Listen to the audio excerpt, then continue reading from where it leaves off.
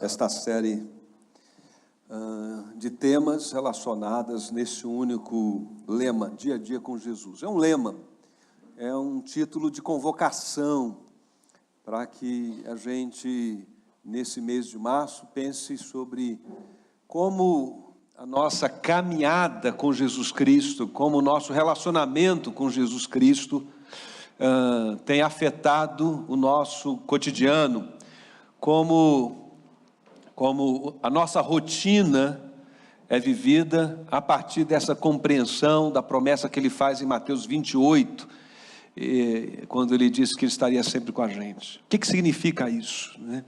Então a gente separou uma série de pequenos temas, subtemas, dentro desse tema maior, para pensar sobre o nosso cotidiano. E o nosso tema dessa noite, gente, é sobre as mídias sociais, sobre as mídias, não é? E as redes sociais e a internet, porque de algum modo eu creio que, se não de todos, eu creio que a grande maioria, né, tem um acesso à internet em algum lugar. Quantos acessam a internet pelo seu aparelho smartphone? Quantos? Levanta, olha só. Muito bem. Quantos acessam a internet por um notebook ou por um computador doméstico? Ok. Quantos trabalham, e onde trabalham tem um computador que permite acesso à internet? Aí.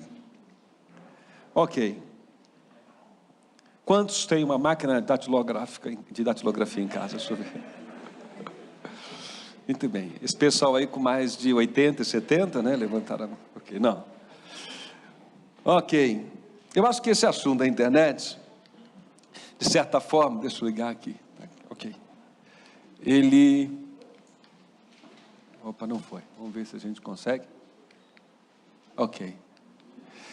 Ele me lembra, na verdade eu me lembrei, né, do assunto, dessa expressão do apóstolo Paulo. Todas as coisas me são lícitas, inclusive acessar a internet. Mas me parece que essa era uma espécie de expressão lá de Corinto. E Paulo então toma essa expressão e diz: é verdade, como crentes em Jesus, confiamos na graça de Deus, a nossa certeza de vida eterna não repousa em nosso mérito, em justiça própria, mas na obra e na justiça que Cristo então realizou, ao dar a sua vida por nós na cruz do Calvário. Mas aí Paulo diz: mas isso não significa que nós devamos viver a nossa vida sem um mínimo de reflexão, um mínimo de senso crítico, porque não seria conveniente. E eu creio então que a partir desta expressão, todas as coisas me são lícitas, ele nos deixou esses conselhos, podemos resumir em 3 conselhos que estão naquele texto de Coríntios 6 e 10, muito apropriados para considerar diversos temas que nem o apóstolo Paulo imaginava que fosse surgir ao longo da vida e da história, como a internet, por exemplo. Todas as coisas me são lícitas.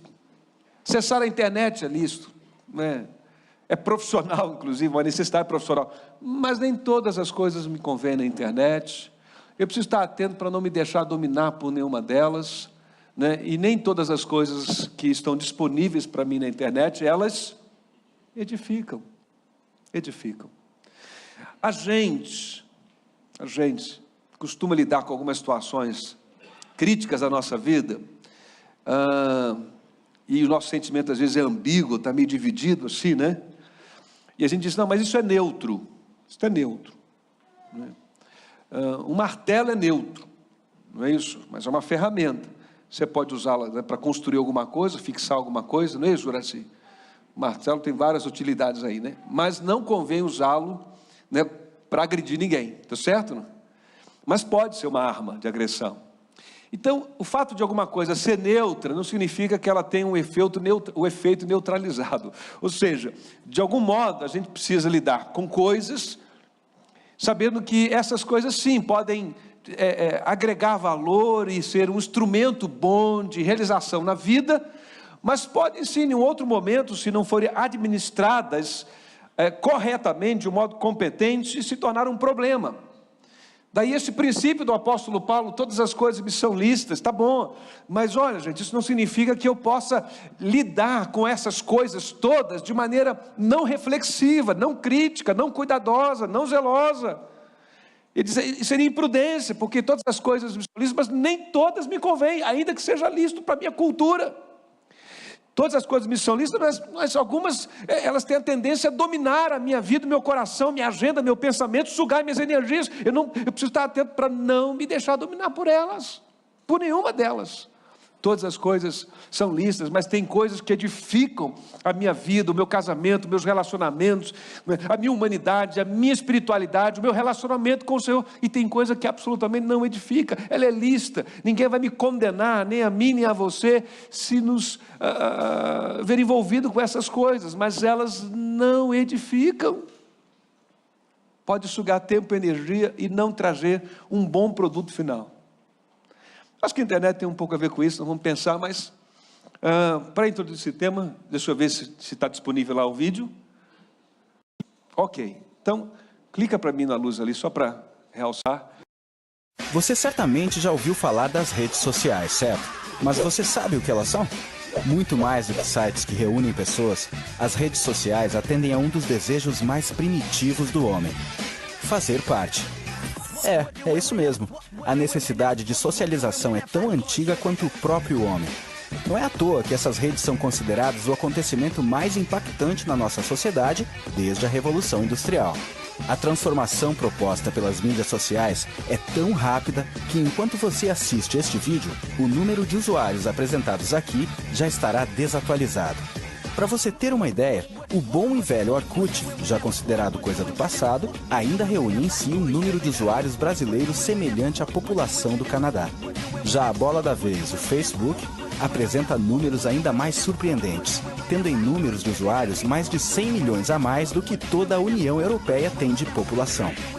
Só um detalhe, a União Europeia é formada por 27 países. Falando em países, se o Facebook fosse seria o terceiro maior do mundo em população, perdendo somente para a China e para a Índia. Só no Brasil, entre janeiro e junho de 2011, teve um crescimento de 133,6%, saindo de 8,82 para 20,61 milhões de usuários e da terceira para a primeira colocação entre os países da América Latina. Nossa terrinha ainda fatura mais um ranking, sendo o país mais conectado em redes sociais, com adesão de 85% dos internautas contra apenas 70% da média mundial. Mas a internet não é só Facebook. O Twitter, em 2008, teve um crescimento de 1.382% e é a segunda rede social que mais cresce por aqui, perdendo somente para o Facebook. Aliás, olha a velocidade da coisa toda.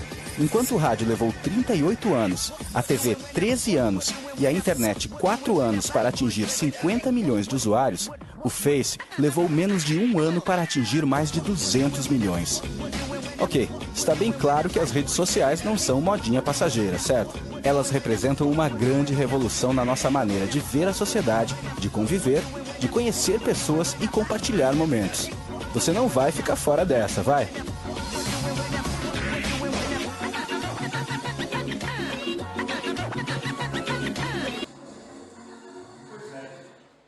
Acessar, não ter uma fanpage, né? Dá a sensação de que você, ou não ter uma página, que você ficou obsoleto, né? É jurássico, você é um ser do século passado. Apesar do vídeo fazer uma grande promoção do Facebook, a rede social mais utilizada no momento é o WhatsApp. Facebook vem em segundo. As últimas pesquisas mais atuais dizem que o mundo, mas especialmente o brasileiro, durante o dia usa WhatsApp. E à noite a gente usa mais o Facebook, não é? O fato é que nós vivemos, e o vídeo menciona isso, apesar dos dados talvez estarem um pouquinho desatualizados, nós vivemos no meio de uma grande revolução, à semelhança do que foi a Revolução Industrial. A Revolução Industrial se tornou uma referência histórica, então o historiador fala daquela época, não é? É objeto de análise e estudo do impacto sobre a sociedade, sobre o ser humano, sobre as relações sociais, sobre a família. E não há ainda muita pesquisa. Se você entrar lá no Google, e se você for para a internet, né? Olha só que coisa, né? Falando disso, usando isso. Mas se você for para lá e fizer uma pesquisa, você vai ver que há muita coisa sendo dita por aí, e ainda não há muito consenso sobre, né, o impacto que isso está trazendo. Já há algumas pesquisas indicando alguma coisa. Você tem aqui no seu esboço algumas anotações, não é? E aí você tem aqui a internet em números. O Brasil está em 4º lugar, claro, considerando só não a porcentagem de brasileiros que usam, porque na verdade fica em torno de 50 e pouco a 60% de brasileiros têm acesso à internet. Mais ou menos metade, né, mas tem uns 40% que ainda não tem acesso, né, à internet. Mas o fato é que o Brasil ocupa, em termos de usuários, em torno de 120 milhões. 4º lugar, comparando China, Índia e os Estados Unidos. A relação à população brasileira está aí na página seguinte: 63,6% dos lares têm acesso à internet. Desses, 94,8% usam o celular para se conectar. E qual é o impacto, gente, disso na minha vida, na sua vida e no nosso relacionamento com o Senhor Jesus? Porque tem. Se você não parou para pensar sobre isso ainda, então hoje é a oportunidade para a gente começar a pensar sobre isso, porque é uma proposta de reflexão. Eu não trouxe respostas, nós estamos no meio do processo, não é?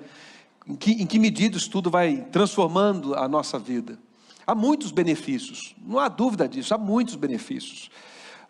Aproximou a gente das pessoas que estão longe, facilitou negócio, comércio, abriu oportunidades, ampliou as oportunidades profissionais em outras áreas. Há muitos benefícios, mobilização social em torno de alguma causa. A gente às vezes fica vê lá uma chamada, não é? E se sente tocado por uma imagem, por um vídeo, por uma mídia, né? Por uma convocação, vem pelo WhatsApp, vem por outro meio, não é? E a gente dá uma resposta, de alguma forma se envolve, participa. Então há inúmeros benefícios, e eu creio que é uma revolução, a menos que aconteça alguma mudança drástica nos rumos da história, ela veio e está presente e vai cada vez mais fazer parte da nossa vida. Essa semana nós tivemos a oportunidade de ir lá com o João. João estava interessado no Smart City, numa feira, não é? De cidades inteligentes que aconteceu aqui no Barigui. Fomos lá. E eu de lá fui transportado lá para Itaipu. Visitei a usina hidrelétrica toda, virtualmente, não é? Entrei numa casa do futuro, uma coisa assim, queria aquela casa. Eu quero abrir um parênteses. Eu gosto de tecnologia e eu estou feliz de ser nascido nessa época. Eu estou feliz. Não tenho nada contra a nossa época. Eu não queria viver na época dos castelos, nem na época das carruagens, e nem dos príncipes e das princesas, né? Não tenho saudade dessa época. Mas eu olho para essas coisas, eu tenho a impressão que eu estou vivendo um filme de Júlio Verne, assim, entrei no futuro, né? Uma promessa de uma vida maravilhosa. Mas se nós não estivermos atentos ao nosso coração, né, numa tecnologia que nos humanize, é o Senhor que faz isso, amém? Mas olha o que estão dizendo aí. Deixa eu passar aqui. Brasileiro lidera o número de smartphones conectados na América Latina. Informações que mostram como isso tem impactado a nossa vida como brasileiro. Já pesquisas, né, e indícios de que é possível nos viciarmos no nosso celular, no nosso smartphone ou no acesso à internet, viciarmos. E não estamos falando apenas de vícios em pornografia pela internet, vício das redes sociais mesmo, vício de uso mesmo também. Há muitas dimensões e possibilidades de vício nesse sentido. E o Humberto Eco ficou mais conhecido por causa do filme, o livro que virou filme, né?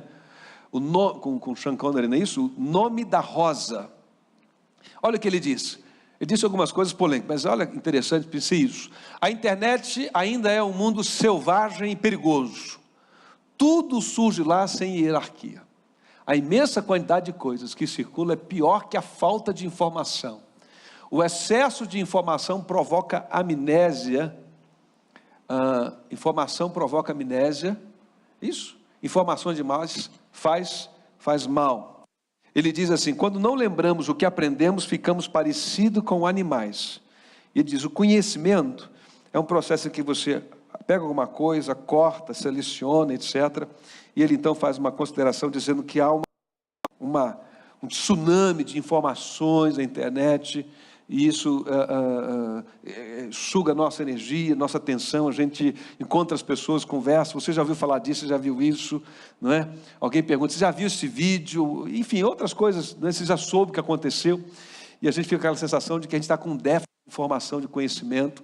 É mais ou menos nessa direção que ele está falando.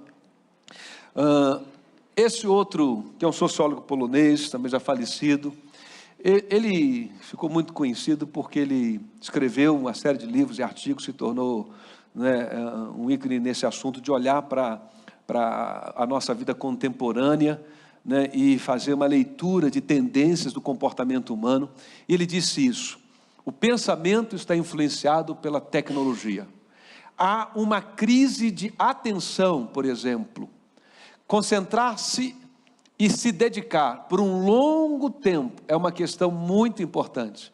E somos cada vez menos capazes de fazer isso de forma correta. Ele disse isso no Brasil, há alguns anos atrás, acho que 2015, se não me falha a memória, num encontro sobre educação. E ele disse mais, deixa eu citar mais uma informação que ele diz aqui, do que ele fala, né? Ele diz assim: a utilização da tecnologia tem prejudicado a nossa paciência, a nossa capacidade de estarmos atentos, e ele diz até, inclusive, a nossa capacidade de relacionamento, de nos relacionarmos de maneira um pouco mais profunda. Estava vendo já há alguns dias, e agora por conta desse tema dessa noite, o que tem sido dito por alguns educadores, por algumas figuras do Brasil, e achei interessante aquele Leandro Carnal fazer uma observação em um debate, que alguém disse que a comunicação e a fala, não é, marcou, né, a evolução, né, um outro momento da espécie humana.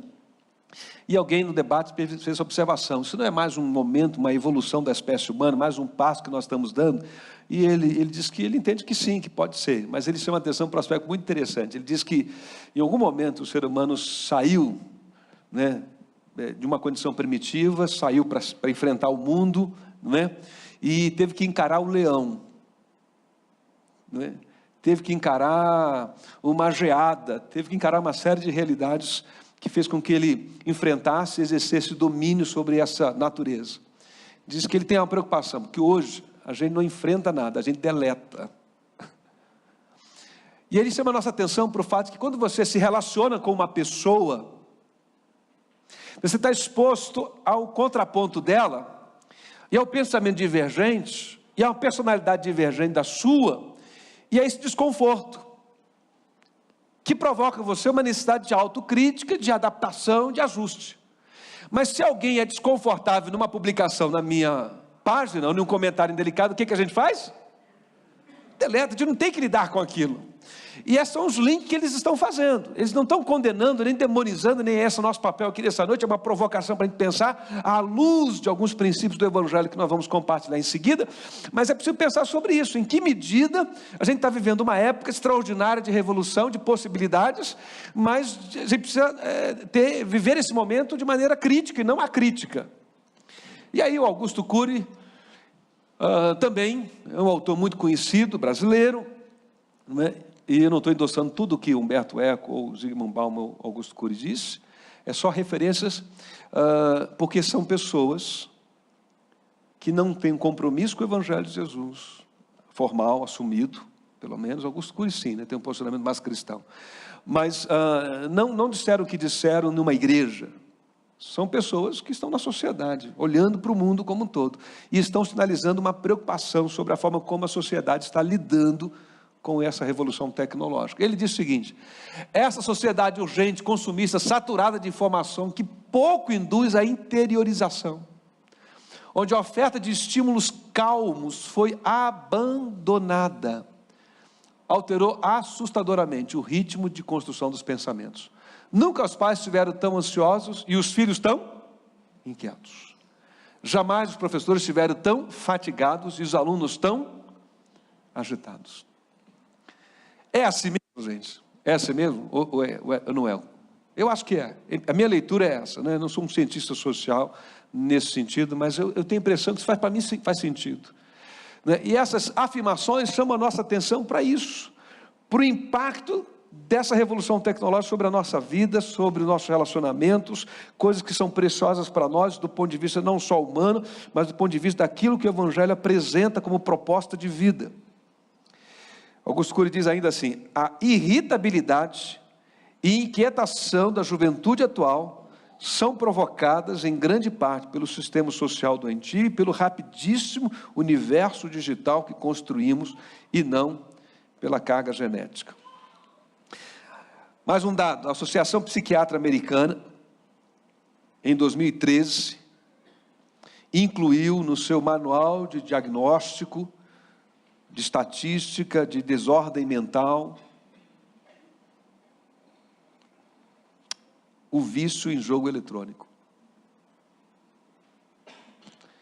como um elemento, né, uma vertente, um braço, um leito, né, desse leito de tecnologia, uma vertente, um braço aí. 9 critérios para o Internet Game Disorder, ou seja, para quem está, né, de alguma forma nesse limiar do vício ou, de fato, presos a uma compulsão por games. Olha lá, toma nota aí os gamers presentes aí, hein? Preocupações com jogos da internet. O indivíduo pensa sobre a atividade do jogo anterior, antecipa a jogada do próximo jogo, enfim, só pensa no jogo. Sintomas de abstinência quando o jogo da internet é retirado. Esses sintomas geralmente são descritos como irritabilidade, ansiedade ou tristeza.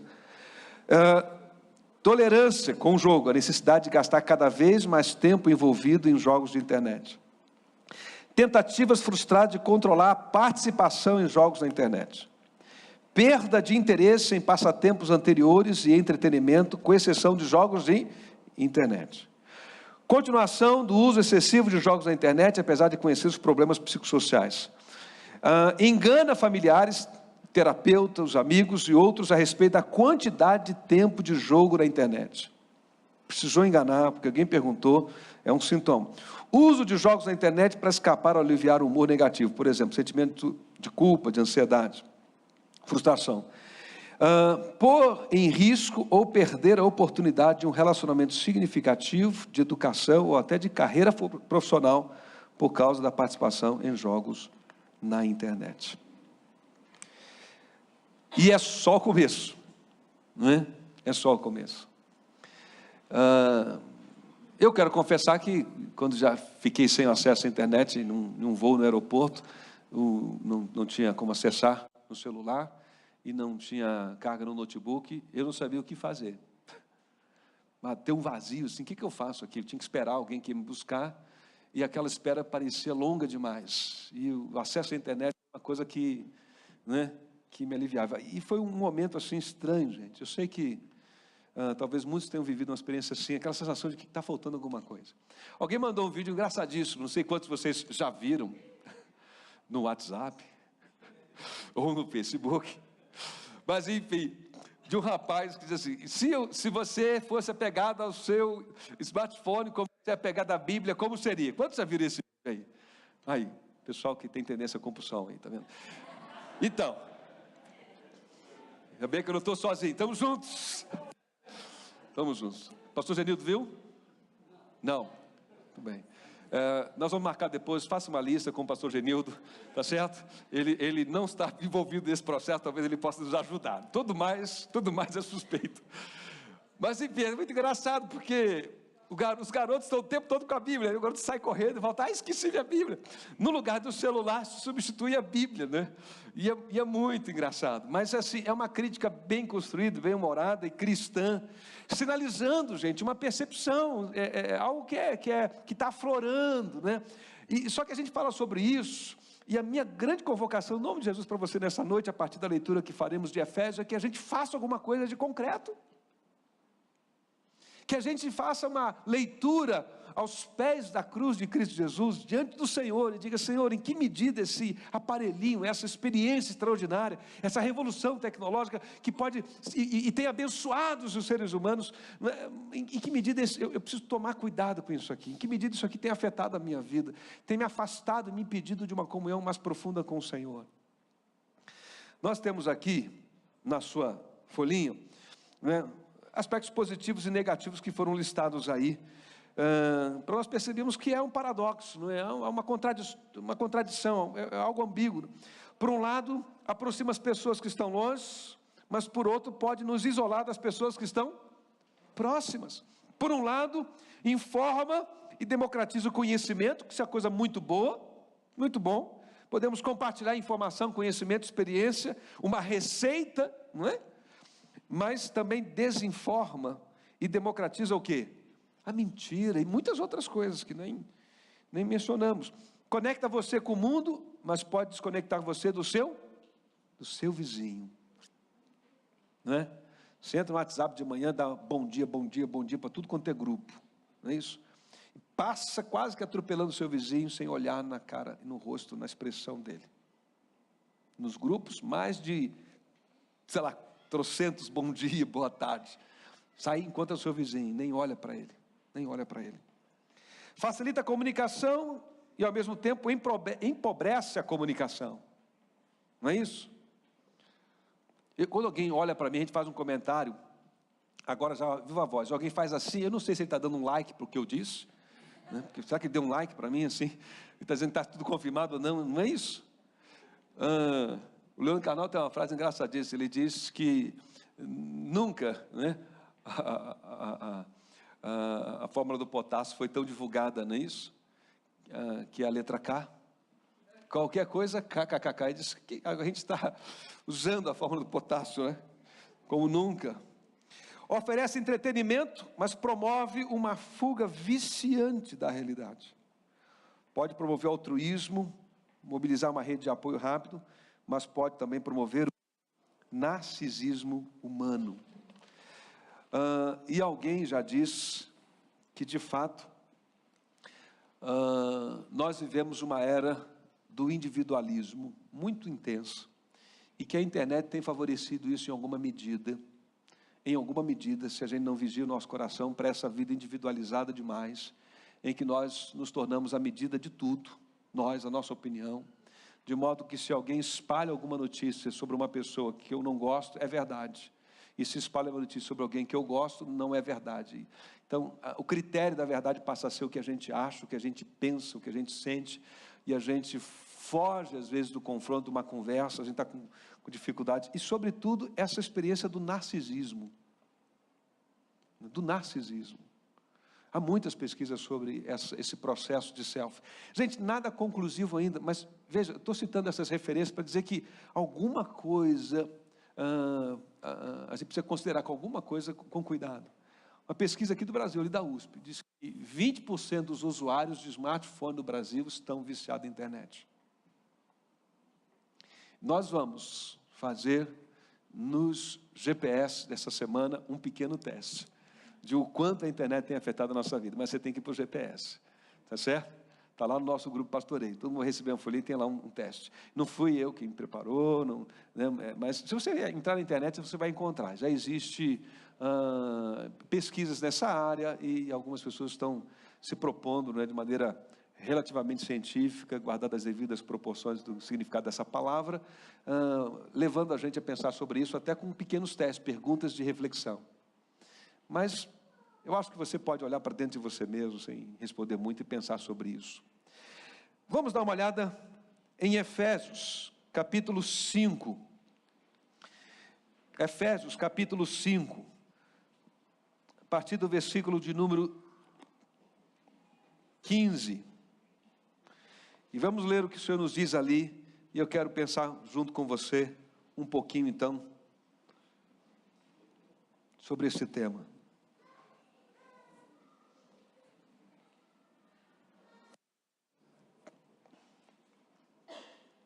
Efésios capítulo 5, a partir do versículo 15 até o verso 20.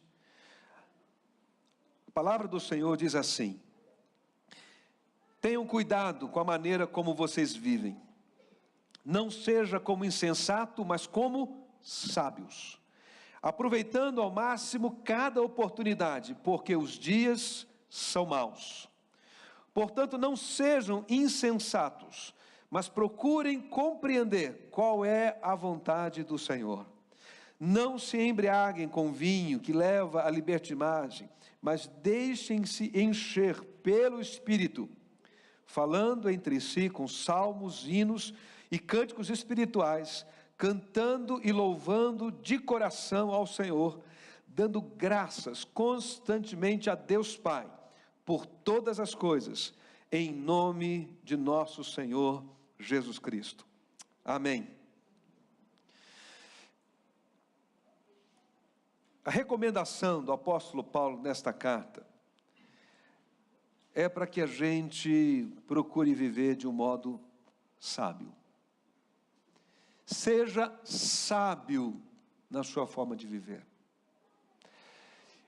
O que fica claro é que existe, então, dois modos de vivermos o nosso dia a dia. Podemos viver o nosso dia a dia de um modo insensato, de maneira insensata, ou podemos vivê-lo de um modo que poderá ser descrito como um estilo de vida que revela sabedoria, expressão que lá no original tem esse sentido de um conhecimento inteligente, elaborado, de uma reflexão, de uma vida intencionalmente pensada. Como você tem vivido a sua vida? Nós costumeiramente somos empurrados pela nossa rotina a entrarmos de um modo automático, não crítico e não reflexivo. Na verdade, a TV e tudo que a gente vive hoje em termos de mídia, grita o tempo todo e chama o tempo todo a nossa atenção, e às vezes nos dá coisas prontas, entre aspas, prontas, né? Conclusões prontas. E a gente às vezes repete frases, pensamentos, ou passa adiante uma informação, e a gente nem sabe se aquilo é verdade. A gente chega, isso acontece muito nas redes de WhatsApp, não é isso? A gente volta e recebe uma informação e um texto de alguém, não é? Arnaldo Jabor disse que a ele então se atribui tudo quanto é texto, inclusive a autoria do livro de Gênesis. Ele disse certa vez, até a autoria de Gênesis, isso foi atribuído para ele, segundo ele. E existe um site, né, que se propõe a investigar, né? Acho que é boatos, ponto alguma coisa, né? Mas existe uma forma então de viver, de usar o acesso a essa informação e desfrutar dessa revolução tecnológica, que pode ser descrita como uma forma inteligente, sábia, mas sim existe uma forma de se usar que pode ser também descrita de forma insensata. E qual é o convite do apóstolo Paulo para nós em qualquer área e que se aplica neste tema? Viva a sua vida, viva o seu dia a dia, de um modo que possa ser descrito como uma vida sábia, uma vida inteligente, alguém que de um modo atento e cuidadoso, experimenta, caminha, não é? Fala, escuta e enfim, vivencia as mais variadas experiências disponíveis no seu dia, mas que entende que embora todas as coisas sejam lícitas, nem todas elas nos convêm. E ele vai dando então uma receita, eu quero destacar aqui. Ele diz o quê? Olhando para o texto bíblico, abra sua Bíblia aí, nós não temos ele na projeção, então queria convidar você para estar com o texto de Efésios aberto aí. Eu diria que, seguindo um raciocínio apresentado pelo apóstolo Paulo, se nós perguntássemos o que significa então viver com sabedoria, verso 16 ele diz, viver com sabedoria é alguém que aproveita ao máximo cada oportunidade, e ele dá uma razão para que sejamos atentos às oportunidades, porque os dias são maus. Olha aqui, ele não está dizendo que aquele dia em que ele escreveu, ou naquela semana em que ele escreveu, as coisas não estavam indo muito bem. Ele não disse isso porque pegou o jornal da semana e as notícias da semana eram assombrosas, preocupantes. O panorama econômico não era muito promissor naquela semana, e ele disse, essa semana os dias estão complicados, então fiquem atentos aí, não é? Porque essa semana é uma expressão para descrever que o mundo vive dias maus, desde a queda do ser humano. Há sim uma luta contra o pecado que se estabelece diariamente na vida de todos nós que buscamos a direção do Senhor e a vontade dele para a nossa vida. Como disse o Lucas no vídeo, é uma luta espiritual que a gente enfrenta quando a gente firma o compromisso de apresentar o Evangelho para as pessoas. Os dias não são favoráveis, mas sabe o que significa também? Significa que eu e você temos uma inclinação na nossa natureza, semelhante a qualquer outro ser humano, para a deteriorização, para o mal, para o erro. Desde que o pecado quebrou o mundo e nos separou de Deus e nos colocou na condição de inimigos de Deus, de certa forma, ainda que você não tenha desejado ou planejado, não queira se pensar assim, mas a nossa natureza pecaminosa, desde que aconteceu, o bem agora é um esforço intencional, porque o que nos é natural do ponto de vista do pecado é o erro. Por isso Paulo diz: o querer está em mim, mas não o efetuar. Eu quero fazer o bem, eu sei que existe uma forma correta de fazer o bem, mas às vezes eu olho ao final do dia, como se Paulo dissesse isso, e vejo que o bem que eu quis fazer, eu não fiz, e o mal que eu digo que está errado na nossa vida, eu me rendi a ele por alguma razão. Paulo está dizendo: gente, fique atento, mesmo que você esteja diante de alguma coisa que pareça neutra, inocente, mesmo que haja boas propostas, né, neste avanço tecnológico, não esteja aberto para tudo e para qualquer coisa e a qualquer momento. Faça um olhar focado, crítico para as circunstâncias. Veja as oportunidades que essas revoluções tecnológicas, qualquer outra experiência, e você pode incluir a TV, você pode incluir qualquer coisa que aconteça na sua vida. Veja como você pode, naquela circunstância, naquele ambiente, glorificar a Deus e aproveitar uma oportunidade para que aquelas coisas sejam edificantes na tua vida. Não se renda à moda porque todo mundo fez ou disse, ou porque é politicamente correto. Mas veja as oportunidades, e nós como crentes, as oportunidades para glorificarmos a Deus, amém? Sim, no Facebook, muita oportunidade para glorificarmos a Deus, no WhatsApp, há muita coisa boa que a gente pode fazer, que glorifica a Deus. E não necessariamente em toda hora postar um versículo bíblico, isso pode ser chato para alguns, né? Toda hora uma chamada, uma convocação, né? Uma evangelização assim maciça, que às vezes afasta mais do que agrega, né? Mas sim, que seja um texto bíblico, um post bíblico, uma mensagem bíblica, um vídeo que edifique. Mas quanta bobagem circula, né? Quanta bobagem circula. Eu tenho alguns grupos dos quais eu estou linkado, e eles são grupos relacionados a outros segmentos, que não de crentes, ou da igreja, ou de trabalhos da igreja, né? Eu tenho um grupo de amigos, por exemplo, lá do Rio de Janeiro, um grupo de WhatsApp. De vez em quando alguém manda alguma coisa, só pelo texto de introdução eu sei, é bobagem. É melhor não clicar nisso aqui, não é? E a gente às vezes distraidamente clica e ri, e depois que a gente ri, a gente vai chegar e diz: será que eu estou rindo de uma coisa que vale a pena rir? Vale a pena passar isso para frente, né? É preciso estar atento, queridos. Os dias são maus, mas nós temos que ver as oportunidades. Indo adiante, Paulo diz, verso 17: não sejam insensatos, mas procurem compreender a vontade do Senhor. Então, primeiro, sabe, aqui aprendeu a ver as oportunidades, porque tem consciência de que a natureza humana está afetada pelo pecado, e a solução está em Cristo. E ele dá uma segunda sugestão, eu diria, nessa sequência de raciocínio que eu quero destacar no texto. Ele diz, eu creio que ele está dizendo para nós: aproveita melhor as oportunidades quem compreende a vontade do Senhor. Agora, é interessante, verso 17: não sejam insensatos, mas procurem compreender qual é a vontade do Senhor. A vontade do Senhor requer compreensão. Compreensão é esta que requer e procura e esforço. Eu gostaria muito de dizer aqui nesta noite, com segurança para vocês, que a vontade do Senhor é fácil. Mas a Bíblia só me autoriza a dizer que ela é perfeita, ela é boa e agradável. Mas ela não permite dizer que é de discernimento fácil.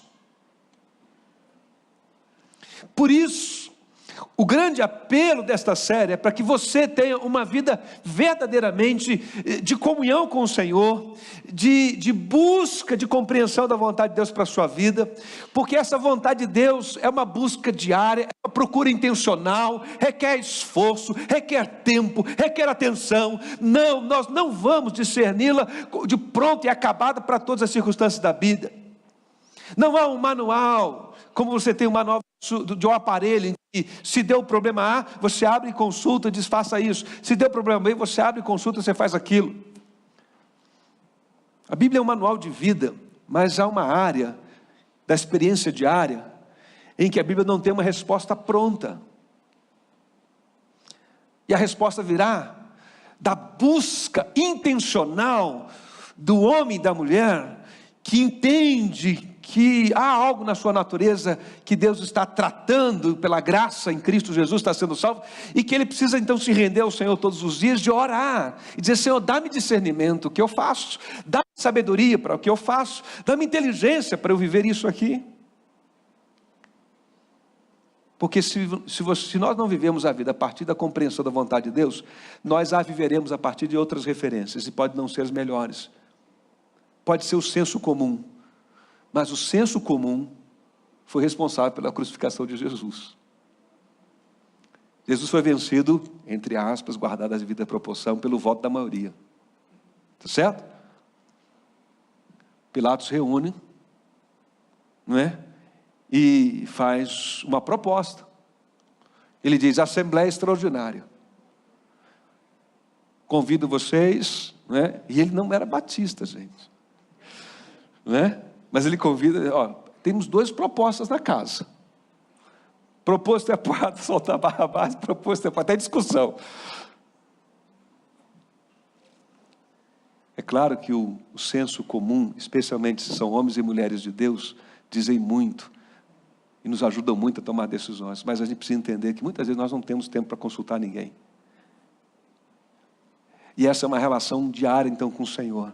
A busca da compreensão da vontade de Deus.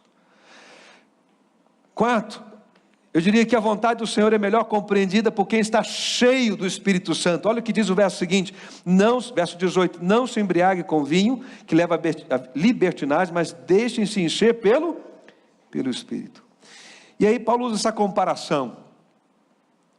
O pessoal que está ouvindo lá, lendo lá, deve ter entendido muito bem, não há dificuldade. Ele está falando a partir da cultura para quem ele escreve, né? Ele diz: olha, eu sei que vocês gostam de beber um pouquinho demais. E ele diz: tomada, cuidado, vocês bebem demais, falam demais. Em vez de vocês se embriagarem demais, sejam moderados nisso. E eu queria propor que de uma outra coisa vocês não fossem tão moderados, não fossem moderados na sua relação com Deus. Que vocês se enchessem do Senhor.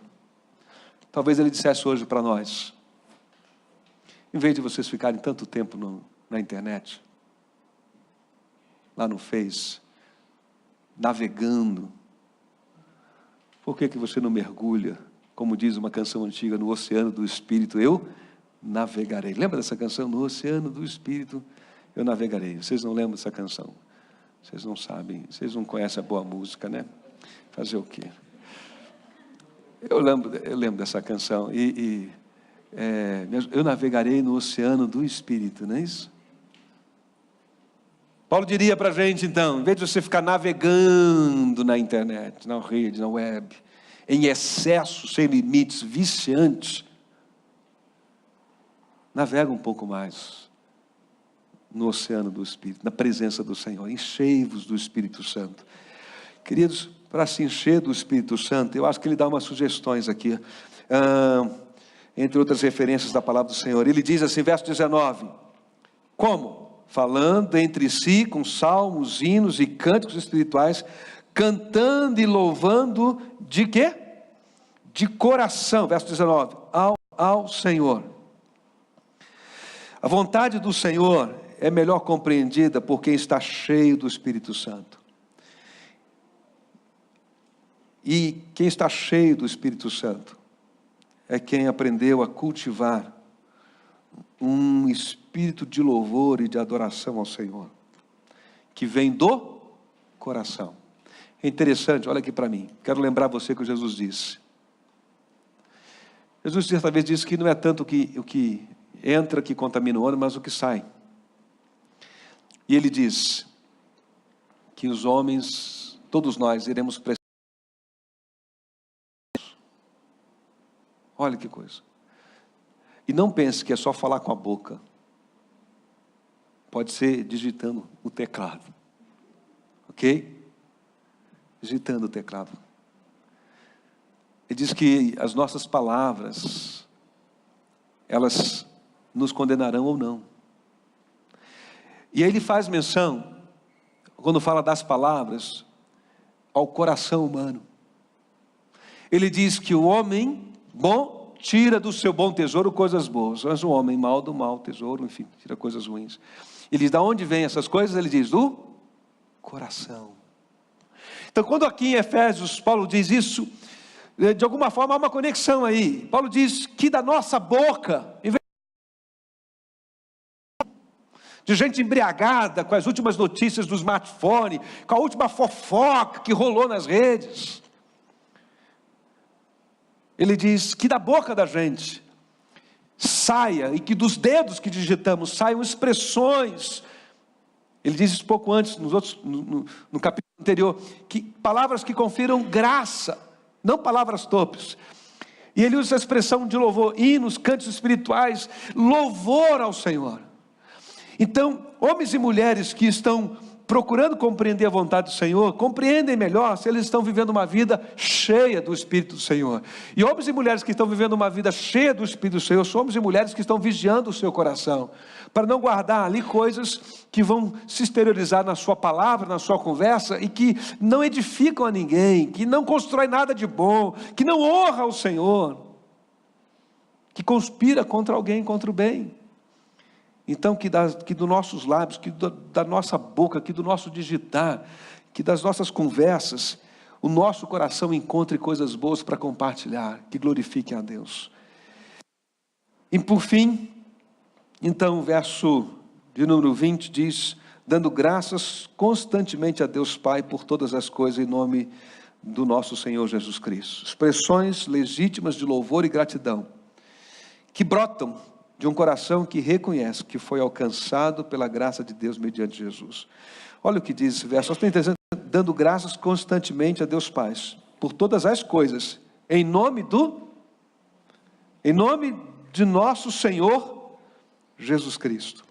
Paulo fecha de alguma forma esse parágrafo, depois ele fala de sujeição, mas ele fecha, e eu quero fechar aqui, parar aqui nesse verso 20, nos lembrando que é em nome de Jesus que a gente deve viver a nossa vida e a nossa relação com o Senhor. O que significa isso? É a gente reconhecer a presença de Jesus, o compromisso com Jesus, a graça salvadora de Jesus na nossa vida. Então, recapitulando, devemos viver de um modo sábio. Acho que tem essa anotação aqui, não é? Devemos viver de um modo sábio. Sábio é aquele que aprendeu a ver as oportunidades. Aproveita melhor as oportunidades quem procura compreender a vontade do Senhor em todas as circunstâncias.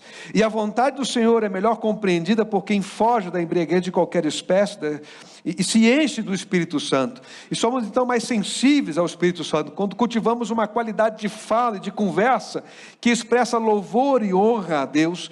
E expressões de louvor e honra a Deus são legítimas, de louvor e gratidão. Elas brotam de um coração que reconhece que foi alcançado pela graça de Deus mediante Jesus Cristo. Amém? Expressões legítimas de louvor e gratidão brotam de um coração que reconhece que foi alcançado pela graça de Deus mediante Jesus. Mas isso é coisa de gente sensível ao Espírito Santo. Gente que está se enchendo do Espírito Santo. E gente que está se enchendo do Espírito Santo é gente que tem senso crítico, que tem consciência de que os dias são maus, e procure enxergar as oportunidades.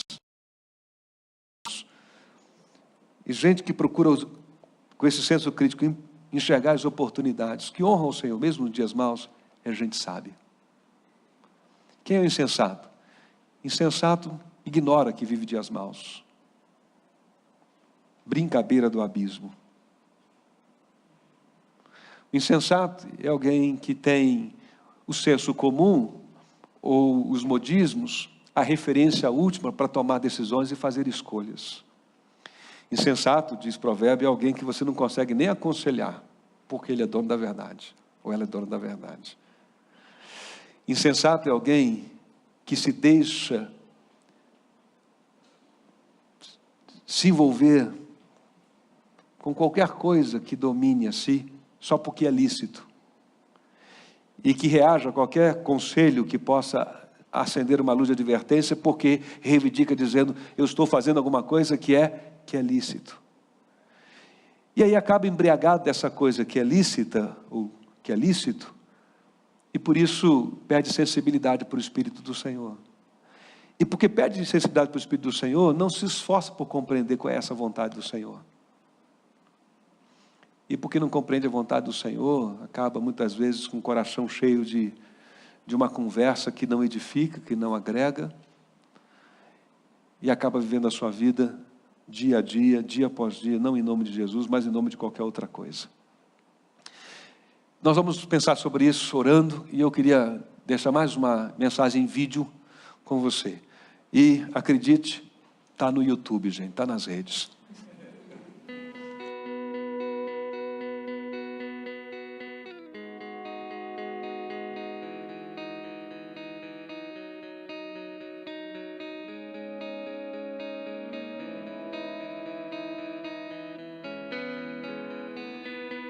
Let's dance in style, let's dance for a while.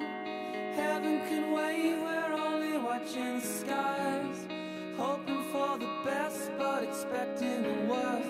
Are you gonna drop the bomb or not? Let us die young, let us live forever. Don't have the power, but we never say never. Sitting in the sandpit, life is a short trip. Music's for the sad man.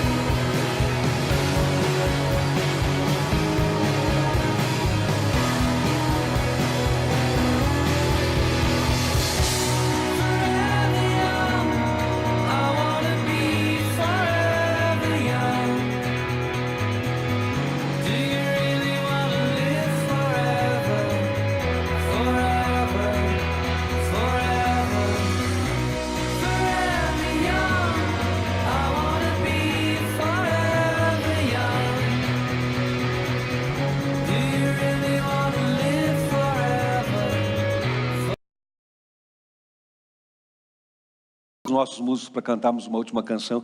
Convido você para ficar de pé, nós vamos orar. Há muito que se conversar, muito que se pensar. Lá em casa nós temos pensado bastante sobre isso. Esses hábitos, não é, que a gente vai incorporando naturalmente, vai para a cama, leva o celular, dá a última espiadinha. Quantos de vocês se identificam com esse negócio? Acorda de manhã, primeira coisa que pega...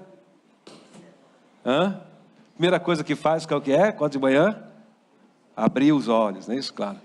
Mas depois, né, pega o telefone para ver o que está acontecendo. Então, queria convidar você a pensar sobre essas coisas do seu dia a dia, mas na perspectiva disso. Como é que eu uso essa tecnologia, essa revolução, para a glória de Deus? Né? Me aproxima de pessoas como o Lucas, que está lá no Nepal, como a Raia no Senegal. Né? Missionário tinha que mandar a carta. Olha quanto tempo para chegar. Não é isso? O Sérgio Caneco mandou do Japão, em novembro, chegou em janeiro uma carta. Se ele mandasse, a próxima vez tenta o WhatsApp, o Sérgio. Modelo, né? Mas se ele manda, né? Pelo WhatsApp chega na hora. Então há muita coisa boa, gente. Mas em nome de Jesus, vamos aproveitar essa oportunidade, porque os dias não são dias de facilidades. Pode ser de facilidade tecnológica, mas o mal do pecado continua no coração dos homens. Feche os olhos, eu quero orar com você. Aliás, eu queria que você tivesse um momento de oração, de exame do seu coração.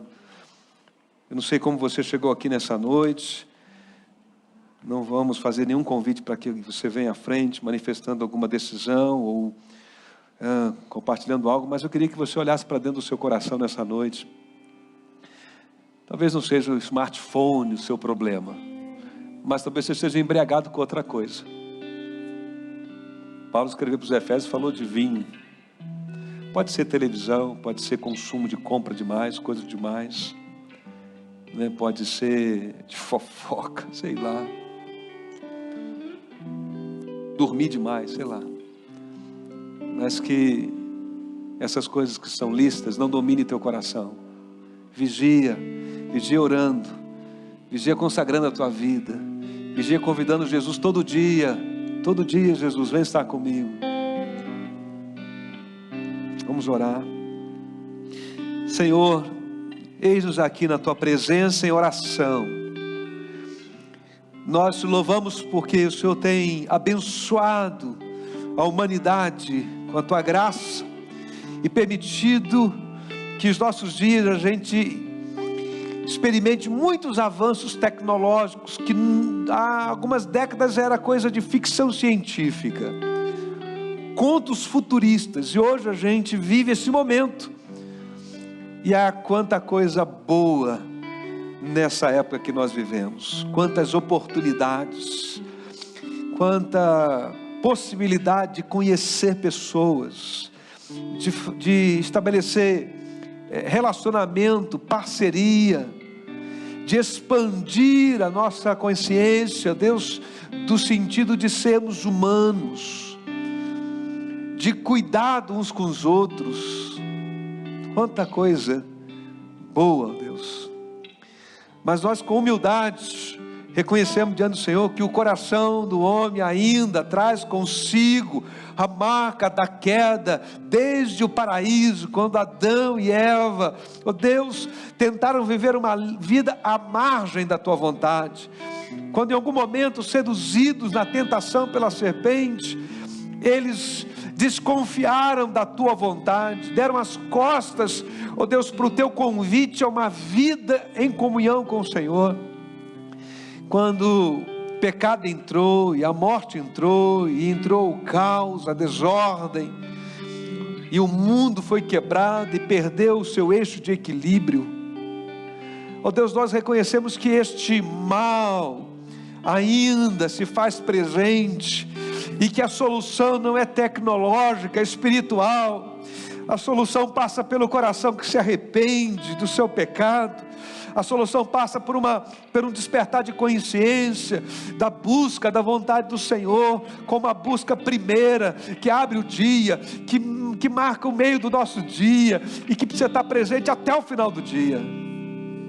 Senhor, nós nos reunimos aqui nessa noite com esse desejo de que essa semana que a gente vai viver, que a segunda-feira que já começou com o pôr do sol do domingo, a gente possa vivê-la na tua presença, a gente possa dormir confiando no Senhor, a gente possa sair e trabalhar sabendo que o Senhor vai conosco, que as lutas do nosso trabalho, da nossa sobrevivência, que as nossas necessidades não estão desapercebidas ao teu olhar, que a gente possa ir, ó Deus, e levar o nosso computador, nosso smartphone, acessar as redes, entrar lá no WhatsApp, ó Deus, e dar bom dia para as pessoas, mas que a gente possa entender que, ó Deus, há oportunidades que nós devemos olhar para elas como oportunidades de glorificar o teu nome, mas que há coisas que devem ser evitadas, há limites que devem ser estabelecidos, ó Deus,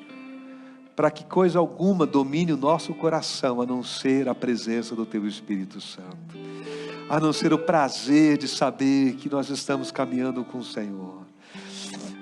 Que a alegria da salvação seja maior das nossas alegrias, que falar do Evangelho de Jesus, e como o Lucas dessa noite deixa para a gente esse testemunho, Deus, de que a gente atravessar essa fronteira. O Lucas foi para o Nepal, mas quem sabe atravessar a fronteira de um preconceito, de uma timidez, e bater a porta de um vizinho, e conversar com alguém da nossa carteira universitária sentado ao nosso lado, Senhor, para falar do que Jesus representa, de como estamos vivendo a nossa vida dia a dia com Ele. Senhor, nós rogamos que essa presença do Senhor seja uma experiência real para todos nós, e que nessa semana a gente se torne pessoa ainda mais madura disso, mais consciente disso. Senhor, abençoa-nos assim. Nós oramos e bendizemos o teu nome. Tu és grande, grande é o Senhor. Nós reconhecemos isso nesse momento, em nome de Jesus, amém.